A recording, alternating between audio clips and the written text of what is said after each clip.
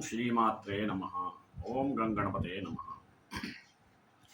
Nobody in the world likes to hear the word of lose or loss or unhappy because everyone wants to get victory. Everyone wants to win whatever the work is done by them because they used to think that they want to be a good winner. It is a kind of good habit. It should be adopted from the childhood. Lack of this, nowadays we can see so many students commit suicide due to lack of this type of determination. They have to take a determine. They have to determine they want to be a good winner. In this regard, they have to follow some principles. They should not leave even little things. They have to start with the little things to get success. They should not leave. They should not see whether it is small or big. At the same time, they have to take time to recover, and they have to understand why they lost, because failures are stepping stone to success. That motto has to be adopted. At the same time, they have to take responsibility and win the game, whatever it may be. At the same time, they always think positive. They have to stay in positive way, positive mood. They should not quit at any cost in the middle. They should see till the end of the work is given to them. Assigned work should be finished, whether it may be failure or success. But at any cost, never quit in the middle. At the same time, one should have to think how to help kids be good winners and losers. It should be watched from their young age itself. We have to show them the reality of the difference, etc. At the same time, we have to point out the great men's life history, how they are succeeded. For example, Abdul Kalam, who struggled a lot, Sachin Tendulkar, Mahendra Singh Dhoni. These type of characters should be inspired by the parents as well as by the teachers. They should focus on improvement, not winning task. We should not make the children to win only. We have to make adopt them the quality of do the work, not expecting the result. The result will be dependent on the workmanship. Therefore, they should be an example to the children. Parents are model. Even teachers should be a role model. Therefore, they have to encourage a heart of thankfulness even for small help done by the children. And one should not compare your children with others, even for small things. We have to understand their good mood. Then only we have to inject these type of merits. We have to create attractive situation in the house. At the same time, we have to make them to learn at any time. We have to give them freedom to focus their objects.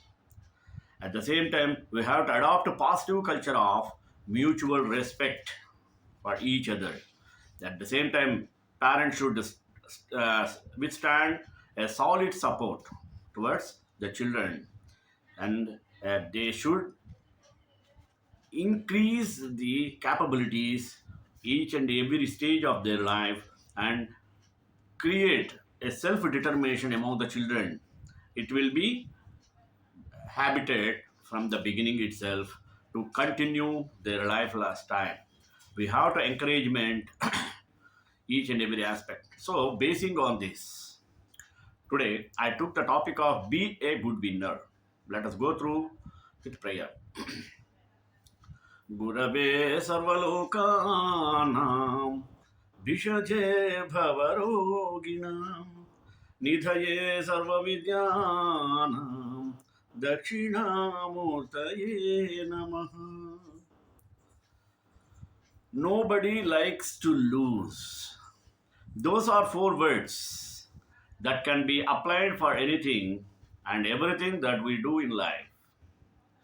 We are wired as human beings to be competitive, to crave success, and to be good at what we do. Whether it is in the classroom or the workplace or the sports field, our human instincts kick in to perform and succeed in whatever we do and to achieve the best possible results. However, despite the many wondrous traits we possess as human beings, which subconsciously make us better and more refined, it does not instinctively teach us how to accept defeat or setbacks. When we encounter an obstacle that we slump on or a barrier that we cannot pass, we feel frustration and confusion, especially when we give it to our all. We initially cannot understand why our all was not enough and why we received nothing for all the struggles that we went through. But one of the most important lessons in life is allowing ourselves to learn from our mistakes and to keep our heads high and not give up despite the fact that we encountered a bump in our lives. The good thing about this lesson is that it can be drilled in our heads that psychologically over time, since we can learn to control our emotions and allow ourselves to follow a system which will allow us to accept defeat graciously and move on from it with pride. With that being said, below is my personal step by step guide to accomplishing that mentality. We have to highly recommend this subject to anyone who finds themselves held back by their own frustrations and feels that every setback puts them two steps behind instead of one step forward. For this, we have to start with the little things. The concept of accepting setbacks is easier said than done. Anyone can come up to you at the end of 100-meter sprint final, which you narrowly lost, and tell you that coming second is just as good as being the winner. There is no shame in accepting that you cannot tolerate failure is already the first step in understanding yourself and understanding how to move forward effectively while maintaining an open mind. So, start small with the process. Play a board game with your friends during a castle get together and remind yourself that you are just playing for a fun experience and any defeat is something that you can just look back on rather than hold a grudge against.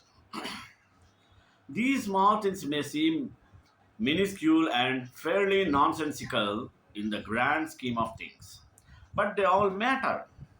Following every step is critical to developing the right mentality for approaching a competition. Next, take your time to recover and understand why you lost. Everybody needs a grace period when they suffer a defeat in something that they care about winning, which is why it is important to give yourself space and allow yourself the time to get all your emotions out as soon as possible and then proceed to understand what exactly happened. If you find yourself to be a volatile presence in defeat, which you feel can end with you can keep to yourself and collect your thoughts in a friendly environment which will not agitate you. If that is not possible, then make sure to tell those around you that you need this time to yourself and you need to give yourself time to think before you start listening to everyone else around you. Third, take responsibility and up your game. Arguably, the most important rule on this last list, responsibility. We found ourselves suffering a lot early on in life because we refused to be accountable for our actions and choose to instead blame external factors for everything that was plaguing our defeats in life. Naturally, this is no way to move forward at all. We respect, irrespective of whether you are competitive sport field or in hostile office space, do not let yourself be consumed by the negativity around you and allow the toxicity to resonate resentment with everything and everyone in your life. Blaming others for your defeat will not help you grow as an individual, no matter how right you may feel you are. Be the better person, even if you feel like nobody around you is doing the same thing. In times when no one serves to be an example of good sportsmanship or conduct, be it yourself, set the example for those around you that less time should be spent on working to improve yourself and what it is that you are doing. Fourth, stay positive. At the end of the day, it is not all about winning. Life is all about winning and losing and going through ups and downs. There will be hard times, fun times, and sad times on your journey. The key to looking at this with a positive mindset is to first accept that this is the way things are in life. While your parents, colleagues, or trainees might teach you the importance of winning, they should also be teaching you the importance of keeping your head up and realizing that the experience counts for just as much as the desire to win. If you do not have those figures in your life, learn to teach yourself. After all, the interest or internet has an ample number of resources which you can turn into if you want to figure out how to better home a positive mindset.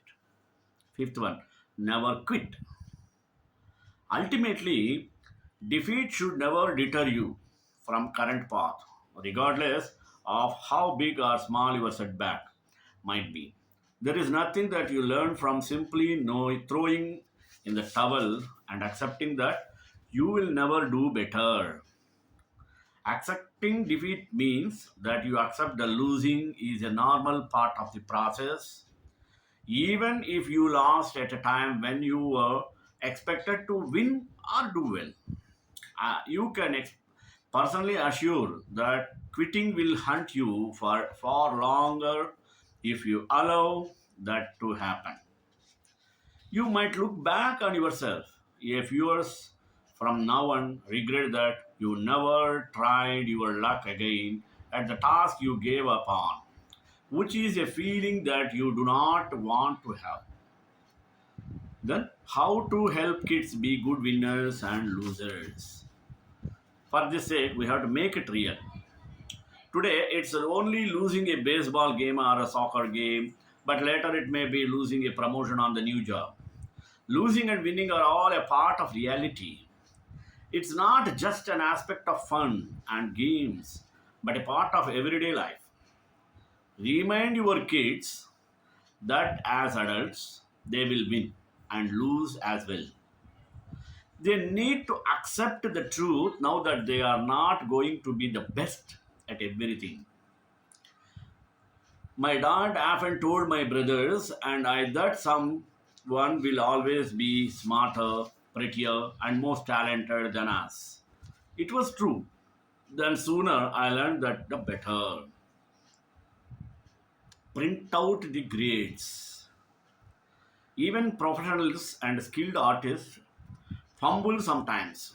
Choose a profession that your child admires and research the grades. Make notes of their failures as well as their accomplishments. When you mention the failures, remind your child that all people that have excelled in their goals also had same failures along the way.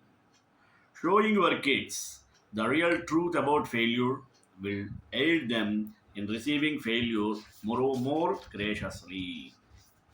Next, focus on improvement, not winning. If the main goal of the activity or game your child is involved in is winning, he will end up being disappointed numerous times. Instead, aim to direct your child's focus on improving a certain skill in each every activity in which he participates. If he is playing basketball, you could focus on the art of dribbling and passing. All these skills improve. Work on improving dunks. If the child succeeded in those areas, then he was successful, win or lose. Let us be an example. Your kids are watching your reactions in the home, at a temple, and with friends. They see the expression on your face. When someone else is nominated to the position at temple, you decide to hold. They intently listen to the inflections in your voices as you casually announce that someone else was chosen for the main solo in the temple. Kids need to see their parents effectively live out being a gracious loser or winner. Encourage a heart of thankfulness.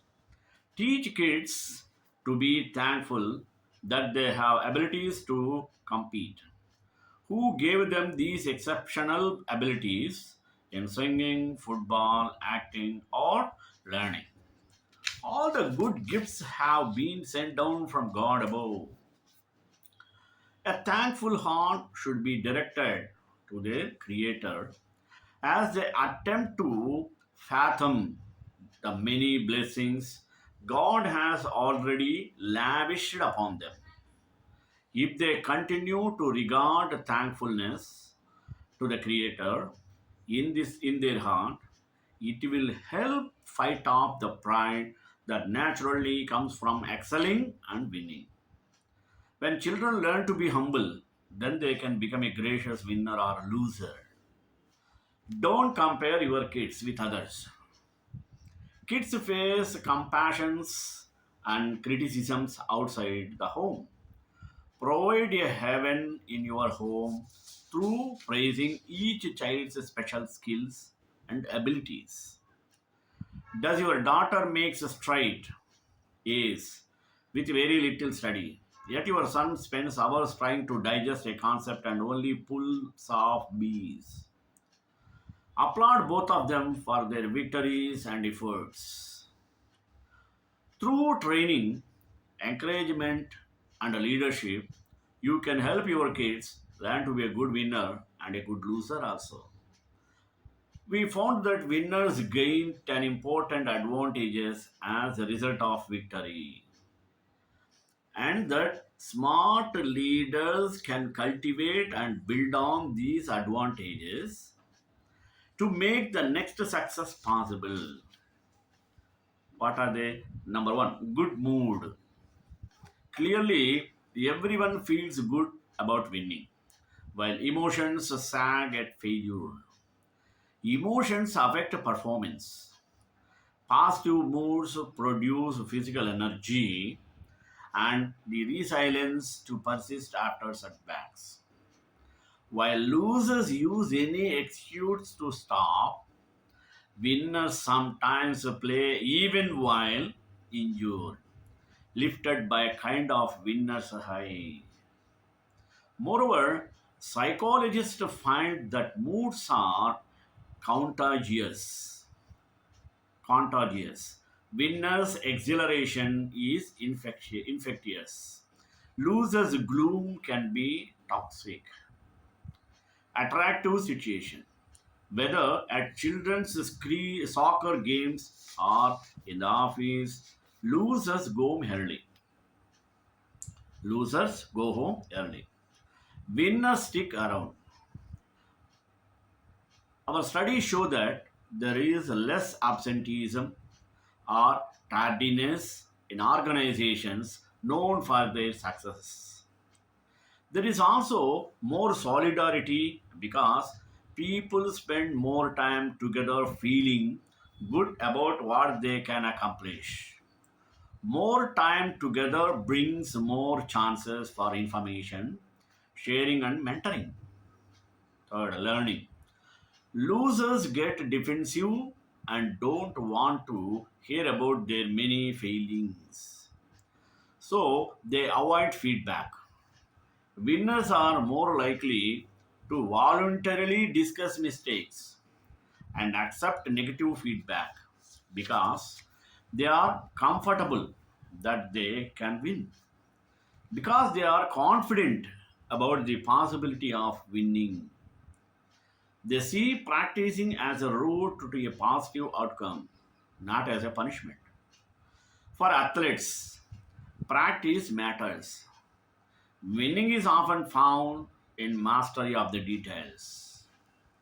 As a former student found in studies of swimmers who did and didn't qualify for the Olympics, excellence consists of examining and improving many small processes and routines for freedom to focus.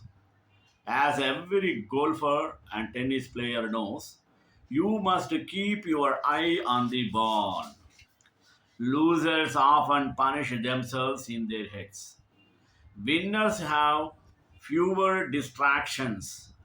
Golf pro Tiger Woods won nearly every championship until hit with personal problems of his own making, which was followed by losses on the golf course.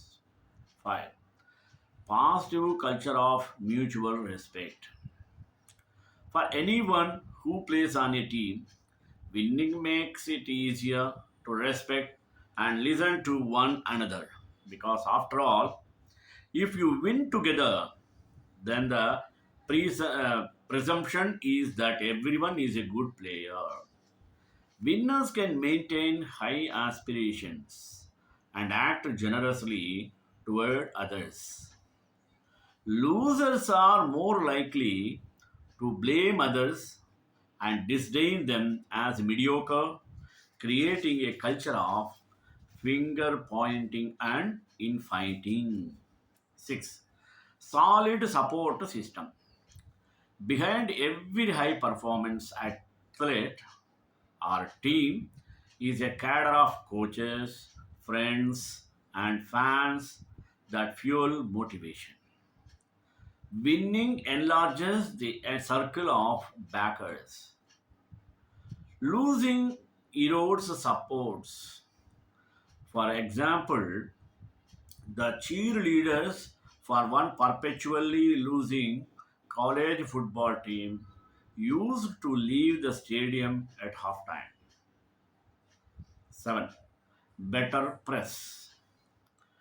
It's not just the buzz at a time of victory that separates winners from losers. It's also the most favorable story about the past and the future. Winning provides a halo that makes everything seem to glow. Losing causes observers and analysts to probe for reasons in a rewritten version of the past that makes continuing losses seem inevitable. 8. Invitation to the best parties. Really, winners get invited to the White House, Buckingham Palace, key conferences, or exhibitions. They gain access to networks and relationships that confer benefits that maintain winners' momentum, such as early information or best deals. Ninth one, self determination. Winners have more control over their own destiny. We often say winners are left alone, getting a free pass on reviews. Losers get attention of the negative kind. They are encumbered with help, special committees, audits, reviews, frequent visitors. Enough of that. Losers spend their time in meetings instead of practicing and improving performance. Last attempt, continuity. Lose too often and heads roll. New coaches, new strategies like HP's lurching between hardware and software, of Yahoo's parade of exiting CEOs. High turnover consumes time and attention. More time spent getting people on board leaves little time to fully execute any particular game plan. It is hard to start winning again until the situation stabilizes. Winners have the luxury implementing long term strategies and planning for orderly succession. Winning streaks eventually end because winners can get overconfident, slipping into arrogance or complacency, or because the competition gets better. But leaders can build on the advantage of winners. For what? To encourage a positive spirit, disciplined focus, mutual respect, lots of practice on the details, and lasting support systems that can make successes and comebacks more likely. Parents and kids alike love sports, and it's easy to get caught up in a game and become focused on winning.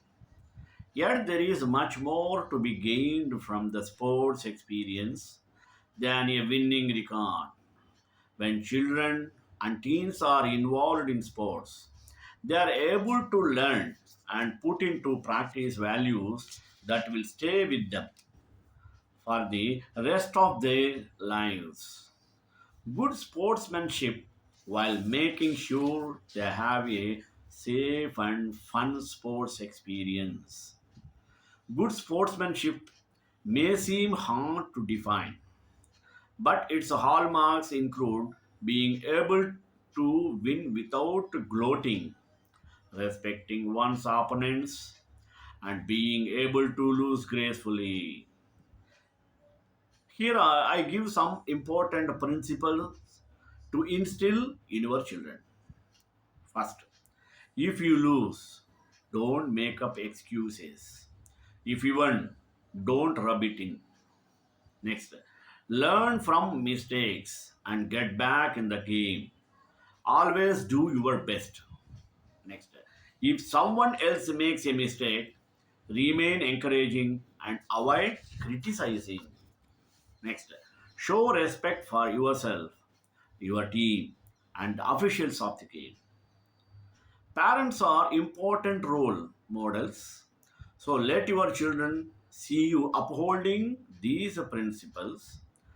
Whether you play a sport yourself or root for your child's team from the sidelines.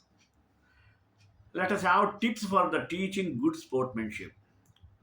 Good sportsmanship includes the following certain guidelines for good behavior. Let us find out what are they. Avoid arguing.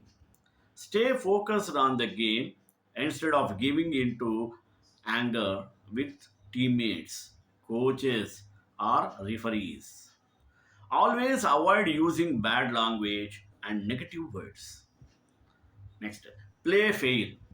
Good sportsmen want to win because they followed the rules and played the best game they could. Never support any effort to win that attempts to go around the rules. Cheating is not acceptable. Follow directions. Emphasize the importance of listening to the coaches and referees and following their directions while on the field and involved in team activities. respect the other team. Whether your team wins or loses, it's important to show respect for the effort of the other team. If the other team wins, accept defeat, acknowledge their abilities, and move on. If your team wins, resist bragging. That's what it means to be a gracious winner. Encourage teammates. Team sports work best than each individual supports their team. Praise the teammate for what they do well and encourage them when they make mistakes. Avoid criticism and unkind actions.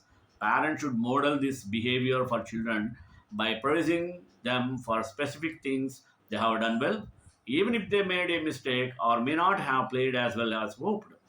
Finally, end with a handshake. Good sportsmen enjoy sports and know how to end a game on a positive note, whether or not they won. Threats, anger, criticism, and other negative expressions are not acceptable. श्रीकांताय कल्याण निधे निधेन्द्राम श्री वेंकटनिवासाय श्रीनिवासाय मंगलम मंगलाशासनप्रेमदाचार्य पुरोमी सर्वैश्च पूर्वैराचार्य सत्कृताय अस्तु मंगलम्.